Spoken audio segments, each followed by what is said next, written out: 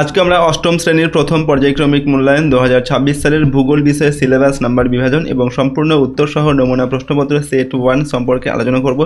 তো চলো এই ভিডিওতে আমরা ক্লাস 8-এর ফার্স্ট ইউনিট টেস্ট 2026 জিওগ্রাফি সাবজেক্টের এই কোশ্চেন পেপার এবং তার উত্তরগুলো দেখে নিই।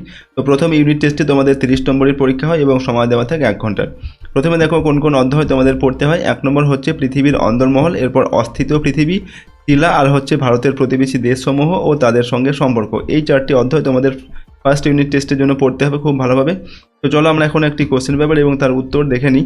1 নম্বর দেখো রয়েছে সঠিক উত্তরটি নির্বাচন করো। এখানে 6টি প্রশ্ন দেওয়া আছে এবং প্রতিটা প্রশ্নের মান 1 নম্বর করে।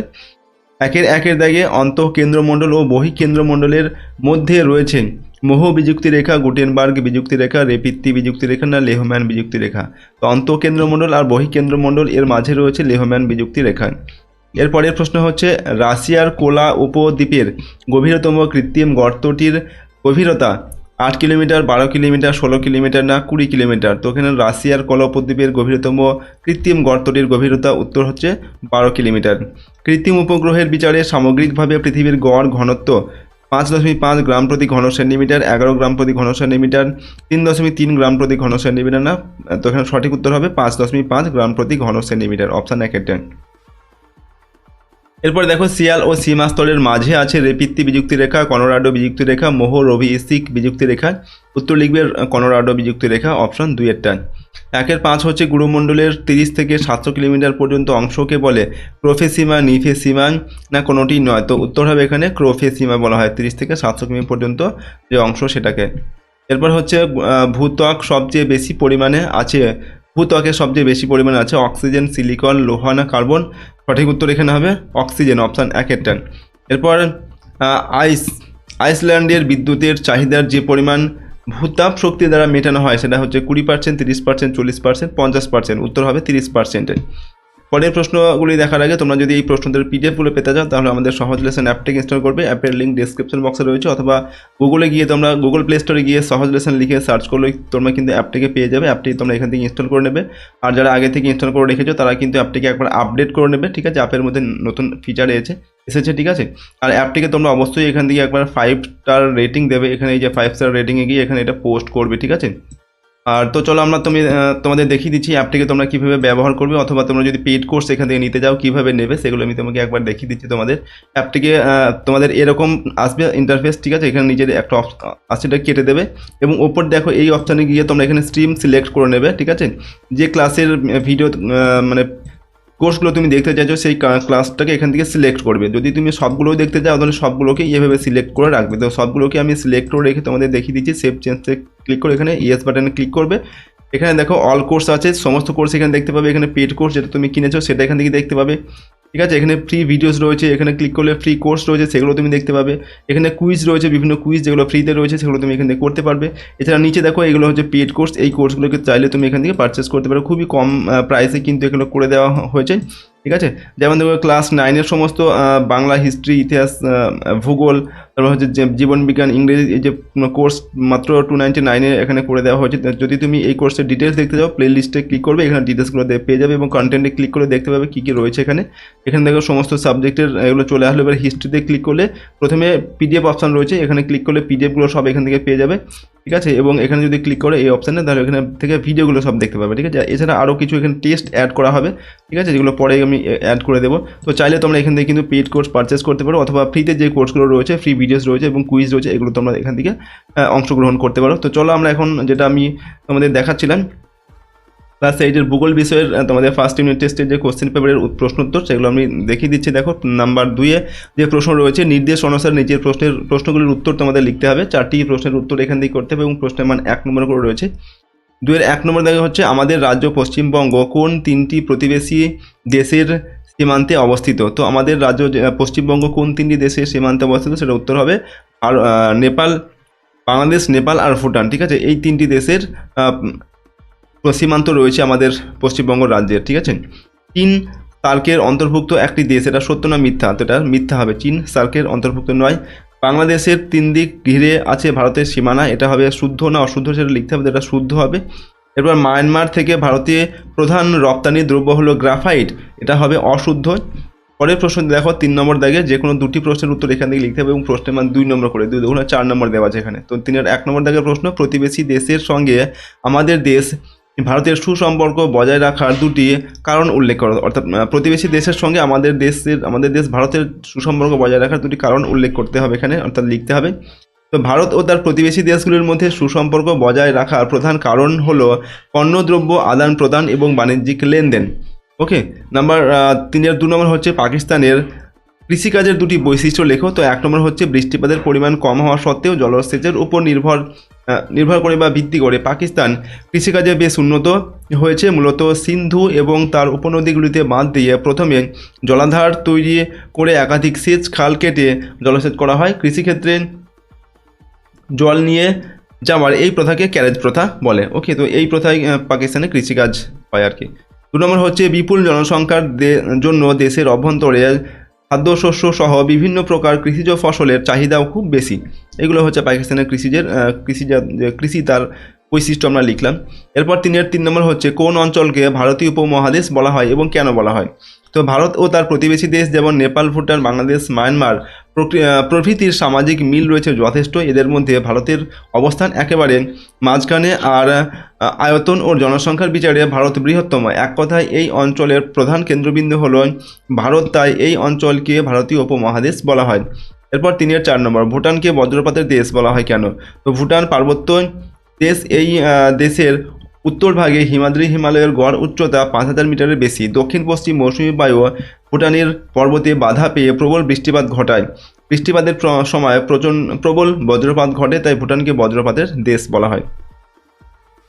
পরের প্রশ্ন 4 নম্বর দেখে যে কোনো দুটি প্রশ্নের উত্তর এখান থেকে লিখতে হবে। প্রশ্নের মান হচ্ছে 3 নম্বর করে এবং দুটির জন্য 6 নম্বর এখানে দেওয়া আছে। 4-এর 1 নম্বর দেখে অগ্নুদ্গম কীভাবে হয়। তো অগ্নুদ্গম কীভাবে হয় না, বিভিন্ন কারণে অগ্নুদ্গম হতে পারে। এগুলি হচ্ছে 1 নম্বর কারণটা কি না, ভূপৃষ্ঠে দুর্বল ফাটলের অবস্থান। ভূত্বক গঠনকালে ভূপৃষ্ঠ থেকে ভূগর্ভ পর্যন্ত কোথাও কোথাও দুর্বল ফাটল বা ছিদ্রপথ অবস্থান করলে সেই সব দুর্বল স্থানগুলি অগ্নুদ্গমের উৎসরূপে কাজ করে। 2 নম্বর সান্দ্র শিলার উপস্থিতি বা অবস্থান। ভূ অভ্যন্তরের গভীরতা বৃদ্ধির সাথে সাথে শিলাস্তরের চাপ ও উষ্ণতা বাড়তে থাকে, কিন্তু গুরুমণ্ডলে 2000 ডিগ্রি সেলসিয়াস উষ্ণতায় উপরের স্তরের প্রবল চাপে শিলা গলে যায় না, বরং পিচ্ছিল হয়ে প্লাস্টিকের মতো প্রবাহিত হয়। এর কারণ হলো চাপ বাড়ার ফলে শিলার গলনাঙ্ক বেড়ে যাওয়ায়। কখনো কখনো বহিঃগুরুমণ্ডলের কোনো অংশের শিলা গলে গেলে এই গলিত ম্যাগমার ঘনত্ব পার্শ্ববর্তী অর্ধগলিত শিলার তুলনায় কম হয়ে যায়। ফলস্বরূপ এই ম্যাগমা উপরের দিকে উঠতে শুরু করে। ম্যাগমা যত উপরে ওঠে ততই তার চাপ ও গলনাঙ্ক কমে যায়। এই তরল ম্যাগমার জলীয় অংশ গ্যাস ও জলীয় বাষ্পে রূপান্তরিত হয় ও প্রবল চাপে ভূপৃষ্ঠের কোনো দুর্বল ফাটল দিয়ে উৎক্ষিপ্ত হয়। 3 নম্বর হচ্ছে পাত সংস্থান। পৃথিবীর পাতগুলি অ্যাস্টেনোস্ফিয়ারের পরিচালন স্রোতের প্রভাবে এই পাতগুলি খুব ধীর গতিতে সঞ্চালন করে।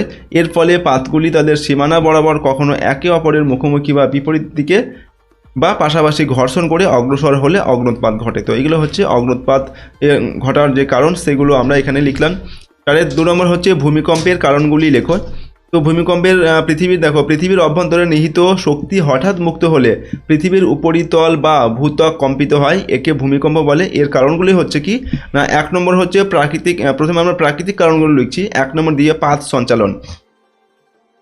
এই পৃথিবীর ভূত্বক কতগুলি কঠিন শক্ত খণ্ডে বিভক্ত, এইগুলি পাত নামে পরিচিত। এই পাতগুলি সবসময় সঞ্চালিত হচ্ছে। এর ফলে পাতগুলো কখনো একে অপরের সাথে সংঘর্ষে লিপ্ত হয় বা কখনো একে অন্যের থেকে দূরে পড়ে যায়। ফলে ভূ অভ্যন্তরে নিহিত শক্তি বেরিয়ে এসে ভূকম্প বা ভূমিকম্প ঘটায়। 2 নম্বর অগ্নুৎপাত। আগ্নেয়গিরি থেকে লাভা নির্গত হবার সময়ে ভূ অভ্যন্তরের ব্যাপক চাপ হ্রাস পায়, ফলে ভূমিকম্প অনুভূত হয়। 3 নম্বর এরপর লিখছি আমরা মানুষ সৃষ্ট কারণ ভূমিকম্পের আর কি। 1 নম্বর হচ্ছে পাহাড়ে রাস্তা নির্মাণ। প্রযুক্তির উন্নতির সাথে সাথেই আমরা প্রকৃতিকে নিজেদের ইচ্ছা অনুযায়ী বদলানোর চেষ্টা করছি, যেমন ডিনামাইট বিস্ফোরণের মাধ্যমে পাহাড় কেটে রাস্তা নির্মাণ। এর ফলে রাস্তা নির্মাণের পাশাপাশি ভূমিকম্প অনুভূত হয়। তো এগুলো হচ্ছে মানুষের সৃষ্ট কারণ। 2 নম্বর কারণ কিনা বোমা বিস্ফোরণ। বিভিন্ন শক্তিশালী মারণ বোমা, যেমন হচ্ছে হাইড্রোজেন বোমা, পরমাণু বোমা ইত্যাদি, এগুলো বিস্ফোরণের ফলে ভূকম্প কেঁপে ওঠে, এগুলোর ফলেও কিন্তু ভূমিকম্প হয়ে থাকে। তো এগুলো ভূমিকম্পের কারণ আমরা লিখলাম। এরপর 4-এর 3 নম্বর হচ্ছে ভূমিকম্পের কেন্দ্র ও উপকেন্দ্র কী। তো ভূমিকম্পের কেন্দ্র হচ্ছে ভূপৃষ্ঠের নিচে ভূ অভ্যন্তরে যেখানে যে স্থান থেকে ভূমিকম্পের উদ্ভব হয় তা হলো ভূমিকম্পের কেন্দ্র। অধিকাংশ ভূমিকম্পের কেন্দ্র ভূপৃষ্ঠ থেকে 50 থেকে 100 কিমি গভীরে হয়ে থাকে। এরপর ভূমিকম্পের উপকেন্দ্র কিনা, কেন্দ্র থেকে ঠিক উল্লম্ব দিকে ভূপৃষ্ঠের যে বিন্দুতে প্রথম কম্পন পৌঁছায় সেটা ভূমিকম্পের উপকেন্দ্র। ভূমিকম্পের ফলে উদ্ভূত শক্তি কেন্দ্র উপকেন্দ্র থেকে পৃথিবীর অন্যান্য স্থানে তরঙ্গের মতো ছড়িয়ে পড়ে। 5 নম্বর দেখে হচ্ছে যে কোনো দুটি প্রশ্নের উত্তর করতে হবে। এখানে প্রশ্নের মান 5 নম্বর করে 5 দুগুণে 10 নম্বর। দেখো প্রথম প্রশ্ন যেটা রয়েছে 5-এ দেখে, প্রকৃতিতে শিলার উৎপত্তি ও রূপান্তর একটি নির্দিষ্ট নিয়মে চক্রাকারে আবর্তিত হয়, এটা ব্যাখ্যা করতে হবে। আমরা লিখছি আগ্নেয়, পাললিক ও রূপান্তরিত এই 3 প্রকার শিলার উৎপত্তি পরস্পরের সাথে সম্পর্কযুক্ত এবং শিলা সৃষ্টির এই প্রক্রিয়া চক্রাকারে আবর্তিত হয়। প্রথম হচ্ছে আগ্নেয় শিলা, লিখছি দেখো, অগ্নুদ্গমের মাধ্যমে বা ভূপৃষ্ঠের কোনো দুর্বল ছিদ্র পথে ম্যাগমা ভূপৃষ্ঠে লাভারূপে বেরিয়ে এসে অথবা ভূ অভ্যন্তরে শীতল ও কঠিন হয়ে আগ্নেয় শিলার সৃষ্টি হয়। পাললিক শিলার সৃষ্টি, পরে এই শিলা নদী, বায়ু অর্থাৎ এই আগ্নেয় শিলা, ঠিক আছে, নদী, বায়ু, হিমবাহ প্রভৃতি প্রাকৃতিক শক্তির প্রভাবে ক্ষয়প্রাপ্ত ও অপসারিত হয়ে কোনো সমুদ্র, হ্রদ বা নদীর তলদেশে বহু বছর ধরে সঞ্চিত ও কঠিন হয়ে পাললিক শিলার সৃষ্টি করে। এরপর হচ্ছে রূপান্তরিত শিলার সৃষ্টি। আগ্নেয় ও পাললিক এই দুই ধরনের শিলা ভীষণ তাপ, চাপ অথবা রাসায়নিক বিক্রিয়ার মাধ্যমে দীর্ঘ সময় ধরে পরিবর্তিত হয়ে রূপান্তরিত শিলায় পরিণত হয়। পুনরায় আগ্নেয় শিলার সৃষ্টি। আবার বহু বছর পরে এই 3 ধরনের শিলা ভূ আলোড়নের ফলে ভূগর্ভে প্রবেশ করলে ম্যাগমায় পরিণত হয়। এই ম্যাগমা থেকে আগ্নেয় শিলার সৃষ্টি হয়। ওকে, রূপান্তরিত শিলা থেকে পাললিক শিলার সৃষ্টি। আবার কখনো রূপান্তরিত শিলা বিভিন্ন প্রাকৃতিক শক্তি দ্বারা ক্ষয়প্রাপ্ত ও অপসারিত হয়ে নদী, সমুদ্র বা হ্রদের তলদেশে সঞ্চিত হয়ে ও জমাট বেঁধে পাললিক শিলা তৈরি করে। প্রকৃতিতে শিলার উৎপত্তি ও এক শিলা থেকে অন্য শিলায় রূপান্তর একটি নির্দিষ্ট নিয়মে চক্রাকারে আবর্তিত হয়ে চলেছে। তো এইভাবে ক্রমান্বয়ে 3 প্রকার শিলার বিভিন্ন পদ্ধতিতে চক্রাকারে আবর্তনের সম্পূর্ণ প্রক্রিয়াটি হলো শিলাচক্র। তো এ হচ্ছে শিলাচক্র। এরপর 5-এর 2 নম্বর দাগে প্রশ্ন দেখো, পাললিক শিলা কাকে বলে? পাললিক শিলার শ্রেণী বিভাগ করো। তো দেখো আমরা উত্তর লিখছি, পাললিক শিলা বৃষ্টি, তুষারপাত, নদী, বায়ু, হিমবাহ ইত্যাদি প্রাকৃতিক শক্তির ক্ষয় কার্যের ফলে পাহাড়, পর্বত, মালভূমি ও সমভূমি ক্ষয়প্রাপ্ত হয়। ক্ষয়কার্যের ফলে উৎপন্ন পলি সাগর, মহাসাগর, নদী বা হ্রদে স্তরে স্তরে সঞ্চিত হয় এবং পরবর্তীকালে এই পলি জমাট বেঁধে যে শিলা গঠিত হয় তাকে পাললিক শিলা বলে। এর বৈশিষ্ট্য কিনা, এই শিলায় বালি, পলি ও কাদার ভাগ বেশি থাকে। উদাহরণ হচ্ছে বেলে পাথর, কাদা পাথর, চুনা পাথর, এইগুলো হচ্ছে চুনা পাথর প্রভৃতি, এইগুলো হচ্ছে পাললিক শিলা। পাললিক শিলার পলির উৎপত্তি অনুসারে পাললিক শিলার শ্রেণীবিভাগ। তো পলির উৎপত্তি অনুসারে পাললিক শিলার শ্রেণীবিভাগ দুভাগে করা যায়। একটা হচ্ছে সংঘাত শিলা এবং আরেকটা হচ্ছে সংঘাত শিলা। তো সংঘাত শিলা কিনা প্রাচীন শিলা চূর্ণ বিচূর্ণ ও ক্ষয়প্রাপ্ত হয়ে বহুদিন ধরে জমাট বেঁধে যে শিলার সৃষ্টি হয় তাকে সংঘাত শিলা বলে। যেমন হচ্ছে কংগ্লোমারেট, প্রেসিয়া, এগুলো হচ্ছে সংঘাত শিলা। আর অসংঘাত শিলা হচ্ছে রাসায়নিক বা জৈবিক উপায়ে যে শিলা সৃষ্টি হয় তাকে অসংঘাত শিলা বলে। যেমন হচ্ছে চুনাপাথর, লবণ শিলা ইত্যাদি। 5-এর 3 নম্বর হচ্ছে রূপান্তরিত শিলা কাকে বলে? রূপান্তরিত শিলার বিশেষত্ব লেখো বা বৈশিষ্ট্য লিখতে হবে। তো আগ্নেয় ও পাললিক শিলা অত্যন্ত চাপ, তাপ ও রাসায়নিক বিক্রিয়ার ফলে এক ধরনের শিলার সৃষ্টি করে, তাকে রূপান্তরিত শিলা বলে। রূপান্তরিত শিলার বিশেষত্ব বা বৈশিষ্ট্যগুলো হচ্ছে 1 নম্বর, আগ্নেয় শিলা রূপান্তরিত শিলায় পরিণত হলে তা খুব স্ফটিকযুক্ত হয়। এই শিলার 2 নম্বর হচ্ছে এই শিলার কাঠিন্য মাত্রা খুবই বেশি। এটা এই শিলার হবে, ঠিক আছে, এই শিলার কাঠিন্য মাত্রা খুব বেশি। এই শিলায় সাধারণত জীবাশ্ম দেখা যায় না। 4 নম্বর, রূপান্তরের ফলে শিলার মধ্যস্থ খনিজ দ্রব্যগুলি পুনর্বিন্যাসের ফলে একদিকে চলে আসে বলে খনিজ সম্পদ সংগ্রহে বিশেষ সুবিধা হয়। 5 নম্বর, এই শিলা সহজে ক্ষয়প্রাপ্ত হয় না। 6 নম্বর, পাললিক শিলা রূপান্তরিত শিলায় পরিণত হলে তা আগে থেকে কঠিন ও শক্ত হয়ে পড়ে। তো দেখো আজকে আমরা তোমাদের ক্লাস 8-এর ফার্স্ট ইউনিট টেস্ট বা ফার্স্ট সামেটিভ ইভ্যালুয়েশন 2026 সালের ভূগোল বিষয়ের একটি মডেল প্রশ্নপত্রের সম্পূর্ণ উত্তর সম্পর্কে আলোচনা করলাম। সেই সঙ্গে সিলেবাস এবং নাম্বার বিভাজনটি আমরা দেখলাম। তো প্রশ্নোত্তরগুলো অবশ্যই তোমরা ভালোভাবে প্র্যাকটিস করবে। এটা 1 নম্বর সেট আমি তোমাদের দিলাম, এরপর আরও কয়েকটি সেট দেওয়া হবে। প্রতিটা সেটের প্রশ্নোত্তর তোমরা ভালোভাবে প্র্যাকটিস করে নিলে প্রথম ইউনিট টেস্টের পরীক্ষায় তোমরা সব প্রশ্নই কিন্তু এই সেটগুলোর মধ্যে থেকে কমন পেয়ে যাবে, ঠিক আছে। আর যদি তোমরা এই প্রশ্নোত্তর PDF ফাইল পেতে চাও, আমাদের সহজ লেসন অ্যাপটিকে ইনস্টল করবে। অ্যাপের লিঙ্ক ডেসক্রিপশন বক্সে রয়েছে, অথবা গুগল প্লে স্টোরে গিয়েও তোমরা কিন্তু অ্যাপটিকে পেয়ে যাবে।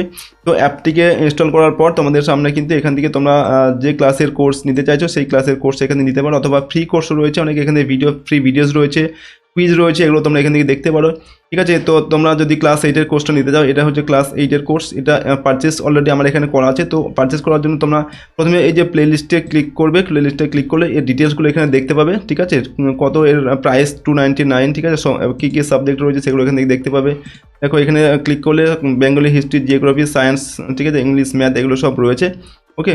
এখানে বেঙ্গলিতে ক্লিক করলে তোমার প্রথমে PDF রয়েছে, এখান থেকে সব PDFগুলো পেয়ে যাবে। এখানে প্র্যাকটিস সেট রয়েছে, মডেল কোশ্চেন পেপার সেট রয়েছে 6টা, এখানে 5টি প্র্যাকটিস সেট দেওয়া আছে, ওকে। তারপরে হচ্ছে সমস্ত গল্প, কবিতা, মাকু এর ব্যাকরণ, সমস্ত এই অধ্যায়ভিত্তিক প্রশ্নোত্তর এখানে রয়েছে, ঠিক আছে, বা সাজেশন দেওয়া রয়েছে। তারপরে এখানে তোমাদের এখানে ভিডিওগুলো রয়েছে, চাইলে এখান থেকে দেখো ভিডিওগুলো এখান থেকে তোমরা সমস্ত দেখতে পারবে, সব কিছু অলরেডি দেওয়া আছে। আরও কিছু তোমাদের দেওয়া হবে, এর মধ্যে অনেক টেস্টও কিন্তু অ্যাড করা হবে। তো চাইলে তোমরা এখান থেকে পেইড কোর্সগুলো কিন্তু এখান থেকে পারচেস করতে পারো।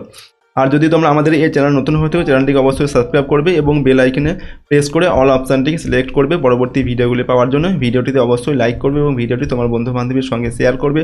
কমেন্ট বক্সে নিজেদের মতামত অবশ্যই লিখবে। তো আজকের এই ভিডিওটিকে আমরা এখানে শেষ করছি। সম্পূর্ণ ভিডিওটি দেখার জন্য অসংখ্য ধন্যবাদ।